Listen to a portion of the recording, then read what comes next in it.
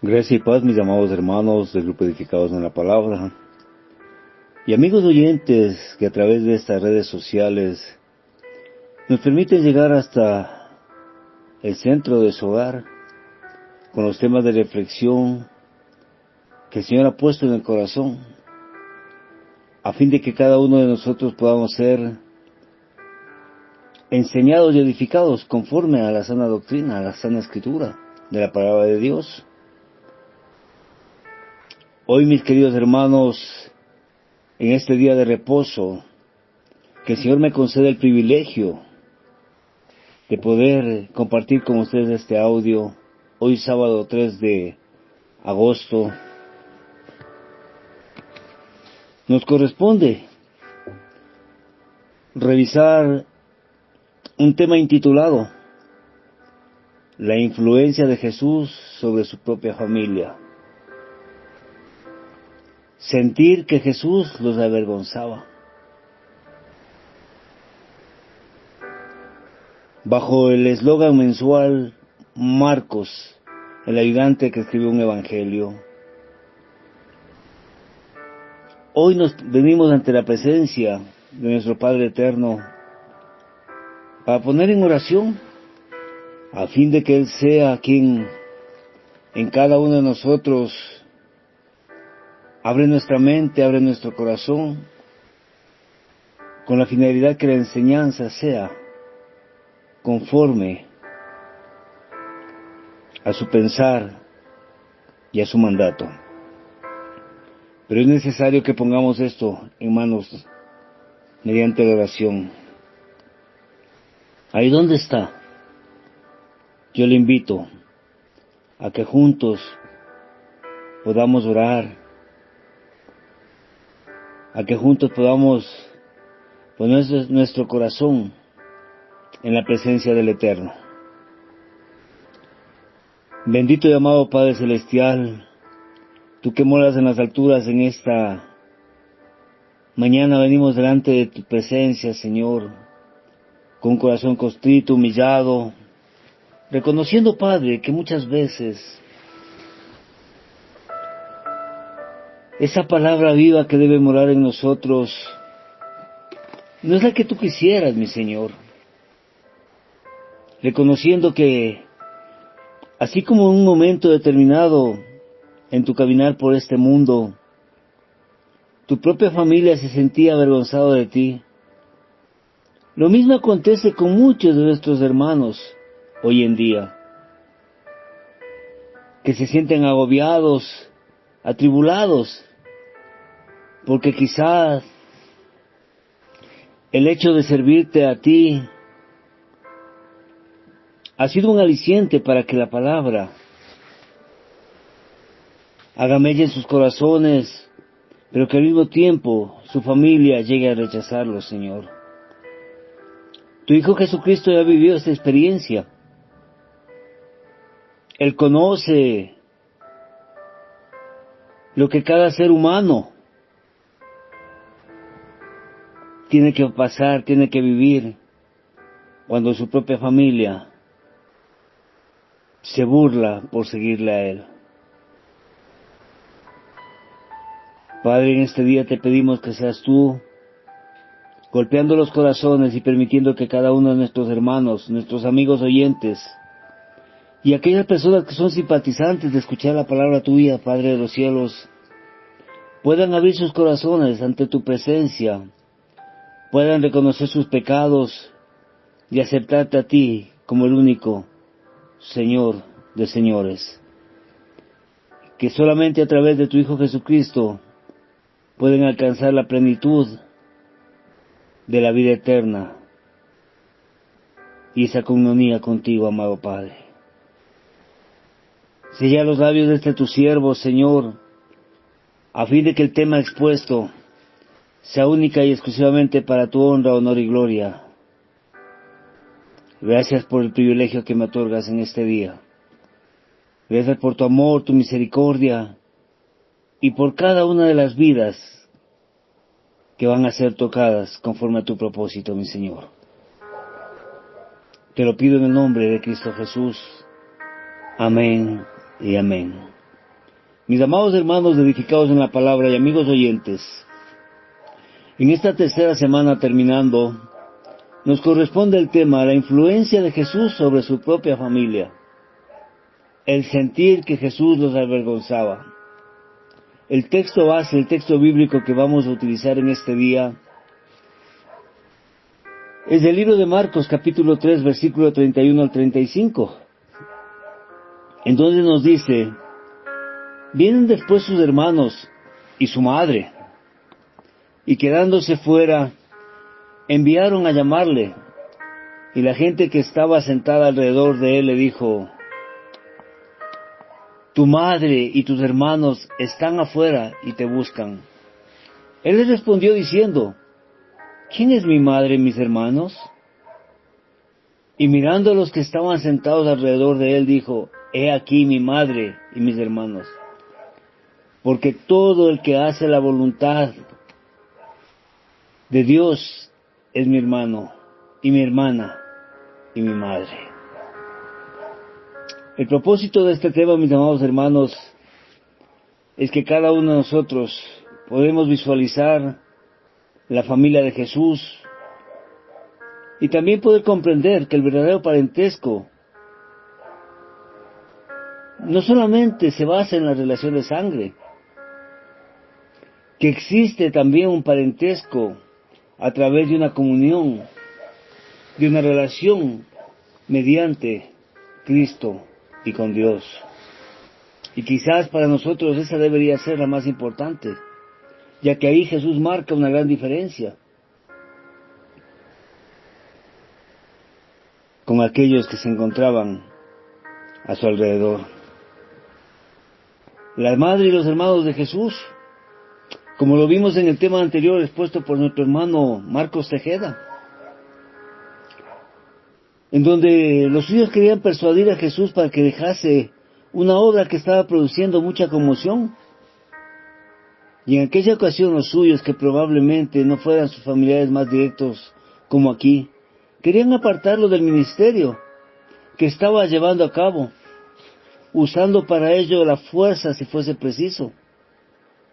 Por eso dice, los suyos vinieron para prenderle, porque decían: está fuera de sí, está loco, en otras palabras, en Marcos 3:21. Mas ahora en el pasaje que tenemos que estudiar, mis hermanos, son su madre y sus hermanos quienes vienen a buscarle. Y aunque su actitud parece menos agresiva, y sin embargo, la finalidad con la cual acuden es la misma.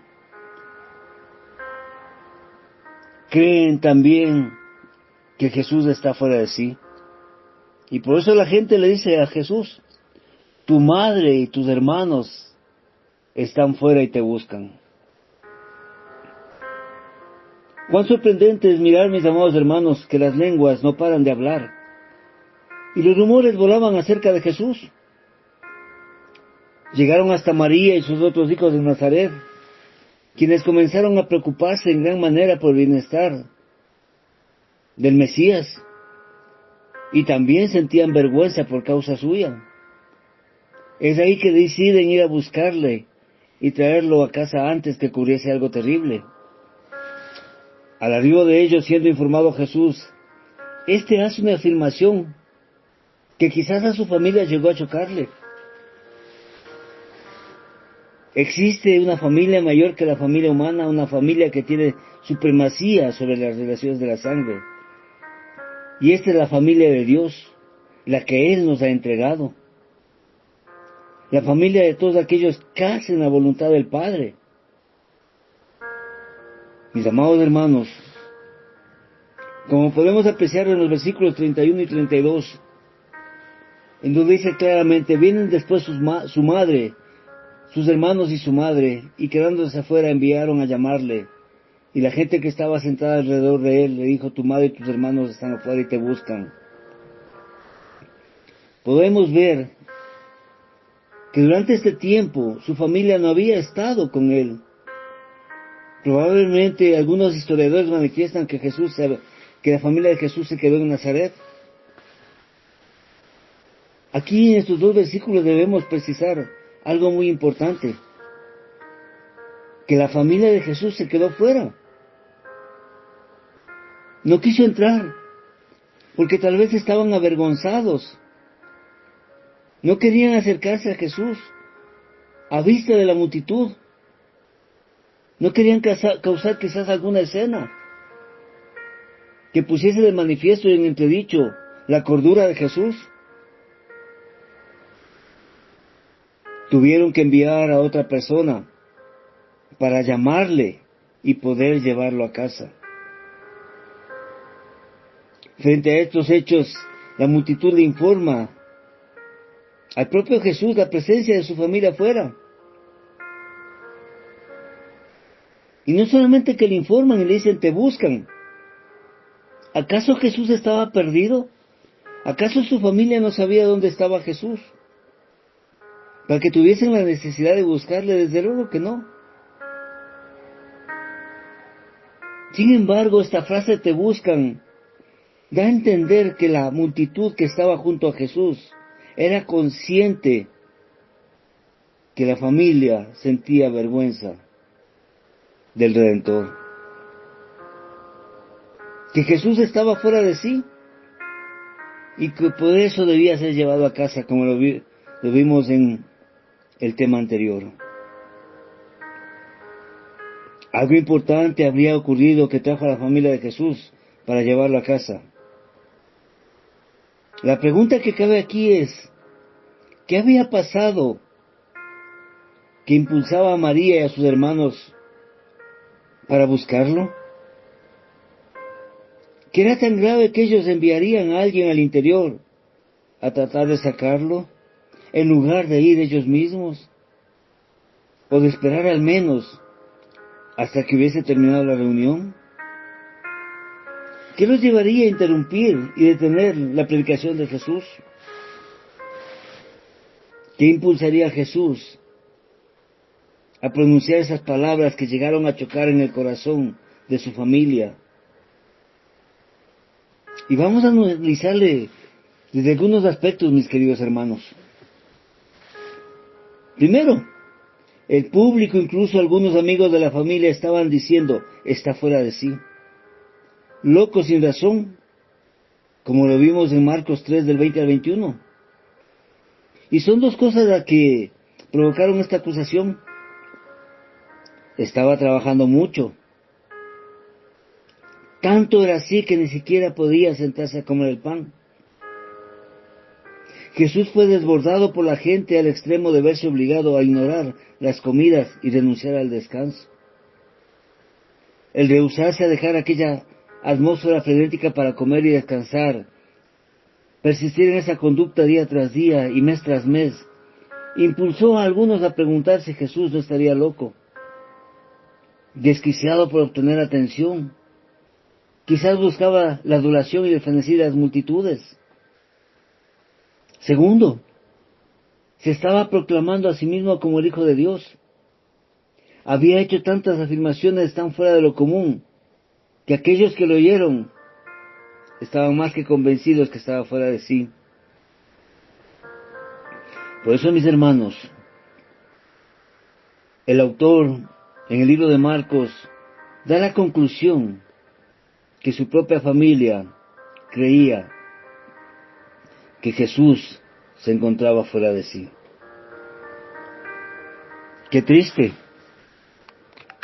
triste es saber en estos días, mis amigos y hermanos, cuando vemos familias que han sido disgregadas porque alguien de sus seres amados ha decidido seguir a Jesús. Y en lugar de sentir júbilo y gozo, lo único que hacen es sentir pena y tristeza por nuestra condición. Sí, es la palabra, por nuestra condición. ¿Y cuál es nuestra condición? De ser los hermanitos, los aleluyas, los seguidores de Cristo. Pero por otra parte también las Escrituras, mis hermanos, nos muestran que los hermanos de Jesús no creyeron en Él durante su ministerio terrenal. Y en el libro de Juan capítulo 7, versículo 5, así nos dice, porque ni aun sus hermanos creían en Él. Pero sin embargo, después de la resurrección de Jesús, su actitud cambió radicalmente. Y lo vemos en el libro de los Hechos, capítulo 1, versículo 14, donde nos dice: todos estos perseveraban unánimes en oración, y luego con las mujeres y con María, la madre de Jesús, y con sus hermanos.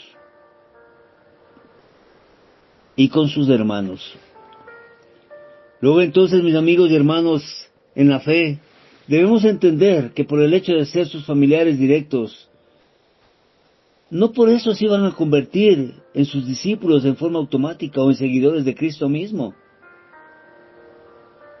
Tanto María como sus hermanos, al igual que todas las demás personas, tenemos que pasar un proceso que nos lleva a creer en Jesús y aceptarle como nuestro Salvador. Si bien es cierto, ellos tuvieron un enorme privilegio de convivir directamente con el Señor,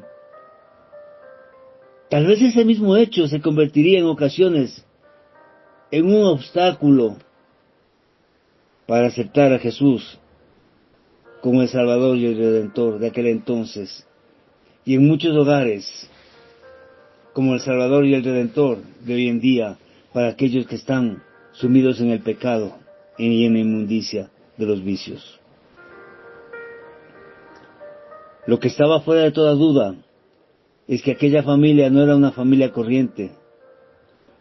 La presencia del Hijo de Dios encarnado en el hogar hacía que fuera una familia única, diferente, extraordinaria.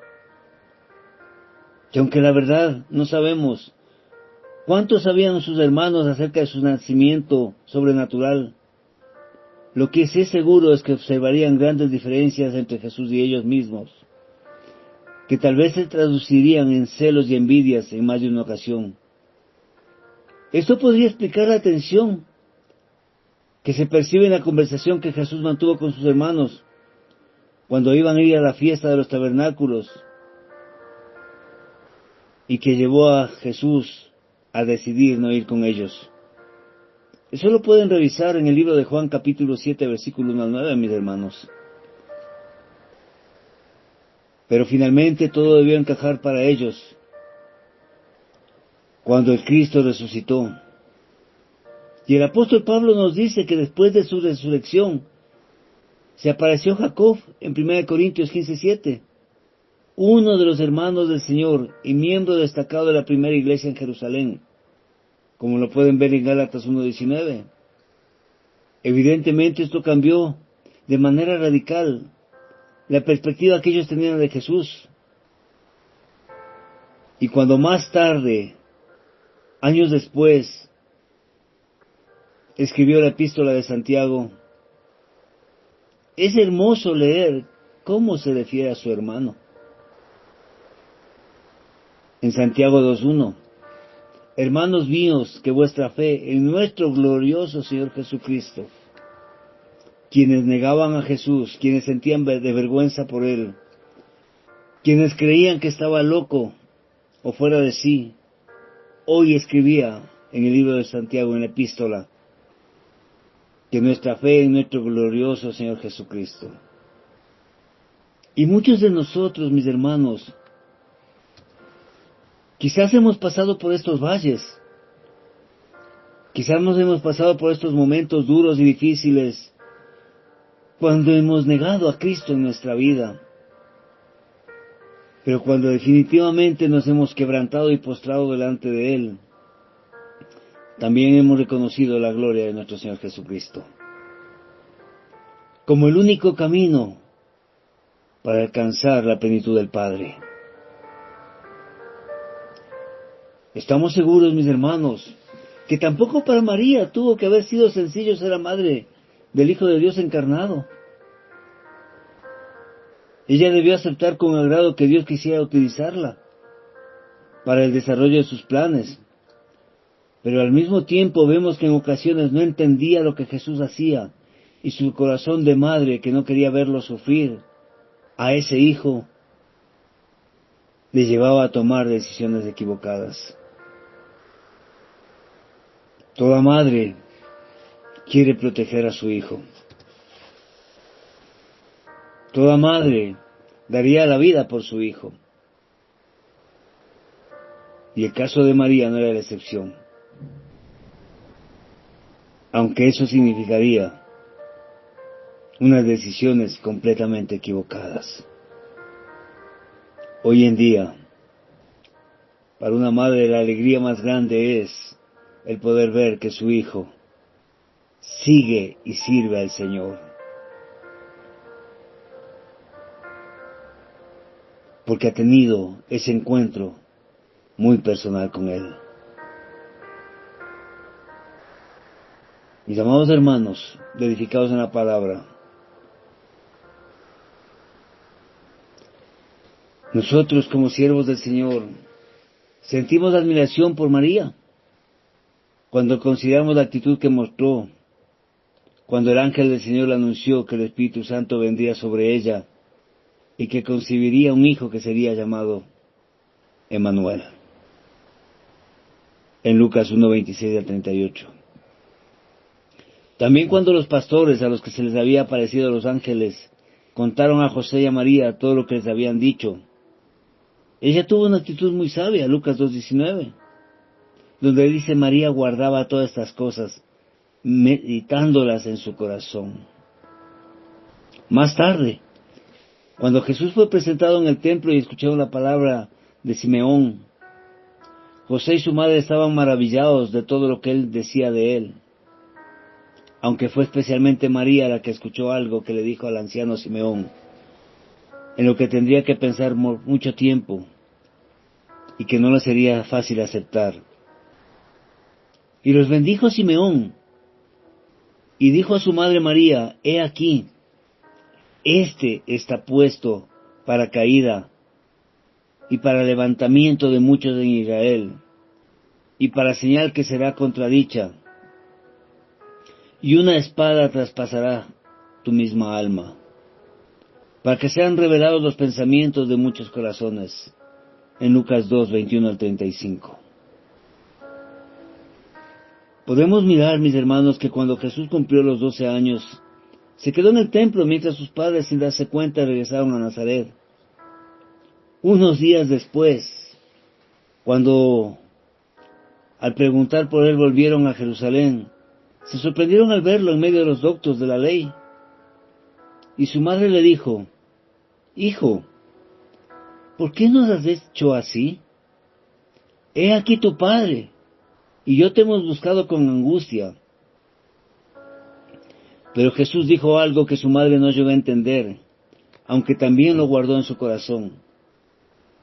¿Por qué me buscabais? ¿No sabéis que en los negocios de mi padre me es necesario estar? Lucas 2:41 al 52. Y cuando llegó el momento en que ya era un hombre y comenzó su ministerio, María tuvo que adaptarse a la nueva posición que a partir de ese momento tendría que ocupar en relación a Jesús. Y esto algunas veces le resultaba difícil. Por ejemplo, cuando Jesús y sus discípulos fueron invitados a una boda en Caná de Galilea, María parecía querer dirigir a Jesús, lo que él no le permitió. Y de hecho se dirigió a ella con cierta dureza, cuando le preguntó: ¿qué tienes conmigo, mujer? Aún no me ha venido la hora, en Juan 2:1-4. También en el pasaje que tenemos delante de Marcos, tal vez estaba ocurriendo algo parecido. Su amor de madre, preocupada por su hijo, no le permitía dejar que fuera por un camino que le iba a causar problemas. Pero María era una mujer de fe, y aunque no siempre acertaba en su comportamiento, sin embargo, meditaba las cosas que tenía en un corazón sumiso. Es por eso que la encontramos reunida junto a sus otros hijos fuera de donde estaba Cristo, predicando la verdad de la resurrección. Mis amigos y hermanos, los gobernantes, tanto políticos como los religiosos, crecían en la oposición hacia Jesús, y quizás ese era el miedo que tenía María, y por eso la familia estaba alarmada, y temía temía por la vida de Jesús.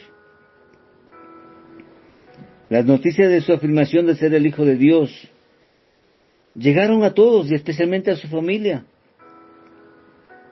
Y los vecinos decían que tal afirmación era presuntuosa, totalmente fuera de lugar. Además, los vecinos y amigos murmuraban acerca de su locura y de su conflicto con los líderes de la nación.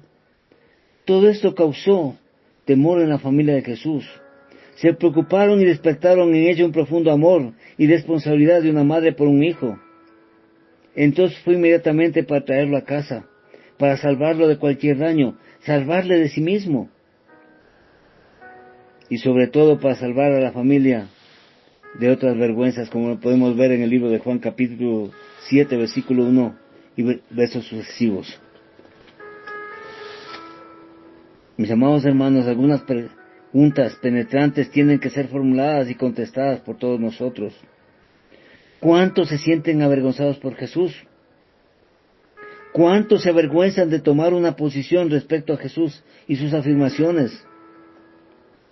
¿Cuántos de nosotros temen lo que dirían sus vecinos y amigos si conocen que seguimos a Jesús? ¿Cuántos quisieran llevar a casa a Jesús para encerrarlo en una habitación donde sus afirmaciones no incomoden a quienes tenemos a nuestro lado? Pero es necesario formular una pregunta legítima. ¿Cómo es posible que María no creyera en las afirmaciones de Jesús? Después de su experiencia con Dios en cuanto al nacimiento de Jesús, ¿cómo es posible? Si bien es cierto, sabemos que María fue una maravillosa mujer, la mujer escogida para una misión especial, la de ser la persona por medio de quien Dios enviaría a su Hijo. Juan 3:16. Pero siempre hay que recordar que María era humana. Esa condición especial no le quitaba su naturaleza carnal.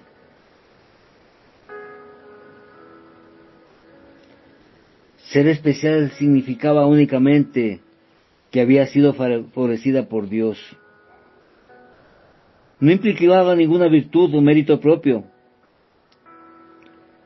Fue especial por causa de Dios, por su misericordia y por su gracia, porque fue tomada para que el Redentor viniese a través de ella.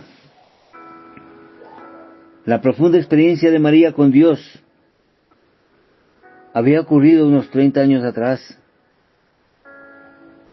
30 años es un largo tiempo para que los seres humanos mantengan la realidad y el significado de esa experiencia de comunión con el Creador. Las emociones humanas se levantan y caen prácticamente todos los días, como a muchos de nosotros nos ha pasado. 30 años después, María quizás se había olvidado del encuentro que tuvo con el ángel de Jehová. Como madre, como carne y como sangre, María tenía dificultades para entender la misión y la naturaleza mesiánica de Jesús. Pese a que ella había creído en el mensajero de Dios. Sin embargo, hoy las dudas asaltaban sus corazones. María había conocido durante 30 años a Jesús como uno de sus hijos, como un joven correcto. Le había conocido en el contexto de la vida cotidiana diaria, en la rutina de un hogar. Y de repente, de manera improvista, se había levantado para iniciar su ministerio como el Hijo de Dios. Tanto María como sus hermanos tuvieron que aprender que estaban cerca de Jesús, que Él no era solamente un hombre, que Jesús era el Hijo de Dios. que Jesús tenía la deidad del Padre.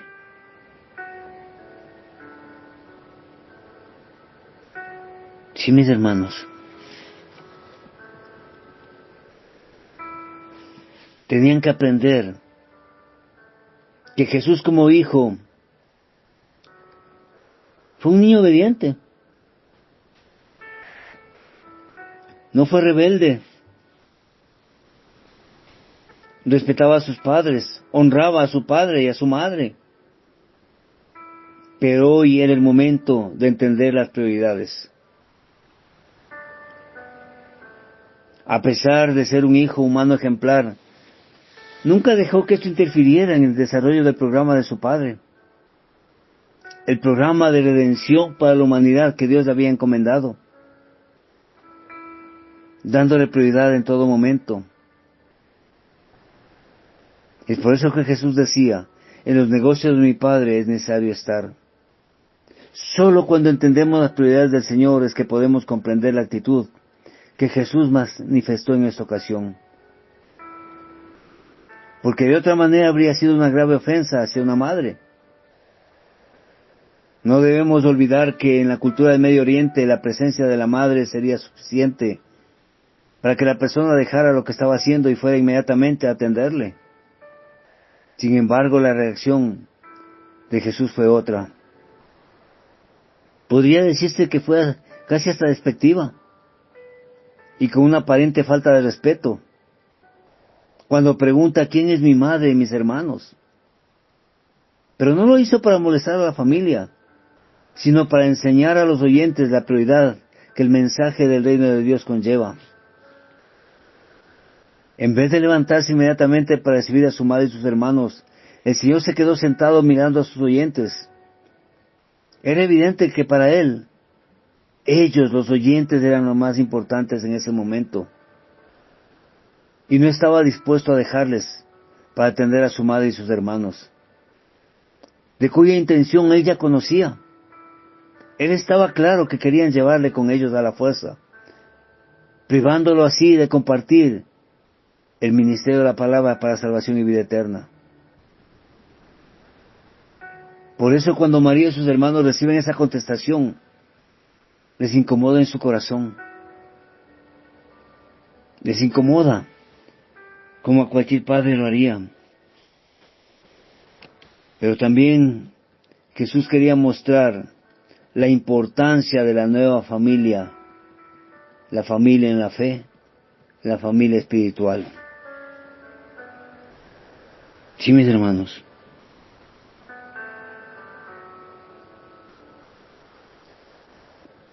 Por eso podemos nosotros ver que Jesús no estaba desacreditando los lazos de familia, de la familia humana, o los parientes, ya que Él fue un devoto hijo en su niñez y juventud. Sus enseñanzas y las enseñanzas de sus discípulos en la Escritura muestran el respeto que debían mostrar hacia la mujer como tal. Eso lo vemos en Efesios 5:22, en adelante hasta el 6:4. Sus propios hermanos, con el tiempo fueron sus discípulos. Eso ya lo vimos en Marcos capítulo 6, lo veremos en Marcos capítulo 6, versículo 3-4. Jesús está diciendo que los genes humanos, la sangre y los rasgos de familia no son suficientes para crear y hacer una auténtica familia. El verdadero parentesco no existe. A pesar que las personas puedan tener los mismos rasgos y la misma sangre, existe una nueva familia, la familia de los creyentes. El verdadero parentesco está basado en una relación común con Dios. El verdadero parentesco es una relación espiritual. Y los que quieran conocerle y seguirle tienen que estar espiritualmente unidos a Él para conocer al Padre. El verdadero parentesco es un asunto del espíritu, del corazón y de la mente, como nos dice Juan capítulo 4, versículo 23 y 24. Todos los que están en unión espiritual con Dios llegan a ser hijos e hijas de Dios y hermanos de Jesús. Ellos son los que constituyen la verdadera familia de Dios. Romanos 8:29. Es por eso que Jesús destaca dos cosas importantes, mis hermanos. El verdadero parentesco está basado en ser un verdadero discípulo, un verdadero seguidor de Dios. Las palabras que aquí manifiesta Jesús mirando a los que estaban sentados alrededor. Mateo dice que las personas a quienes Jesús miró eran sus discípulos, en Mateo 12:49. Estaba diciendo que su verdadera familia eran los discípulos, aquellos que le habían aceptado como Señor y Maestro. Era la aceptación que había respondido Jesús en espíritu y corazón, lo que les había unido. Jesús estaba diciendo que todos los que le siguen están espiritualmente unidos a Él.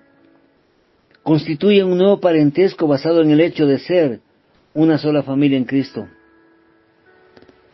Sí, mis hermanos. Mas todos los que le recibieron, a los que creen en su nombre, les dio potestad de ser hechos hijos de Dios, dice en Juan 1:12. Es por eso que la nueva familia de la fe tiene mayor relevancia para Jesús que la familia de sangre. El segundo aspecto a considerar: el verdadero parentesco se basa en hacer la voluntad de Dios. Jesús había entregado a sí mismo para hacerle la voluntad de Dios. Los discípulos habían aceptado a Jesús como su Señor y Maestro. Por tanto, estaban entregados a hacer exactamente lo que hacía su Señor, la voluntad de Dios. Y esta se convirtió en el objetivo e impulso de sus vidas. Todos los verdaderos discípulos de Jesús tienen el mismo objetivo, que es hacer la voluntad del Padre.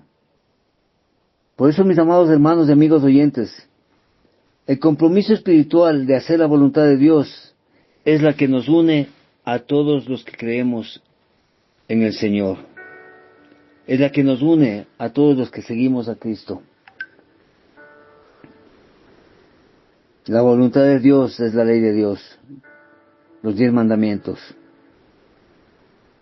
Por eso decía el salmista: el hacer tu voluntad, Dios mío, me ha agradado. Salmo 48.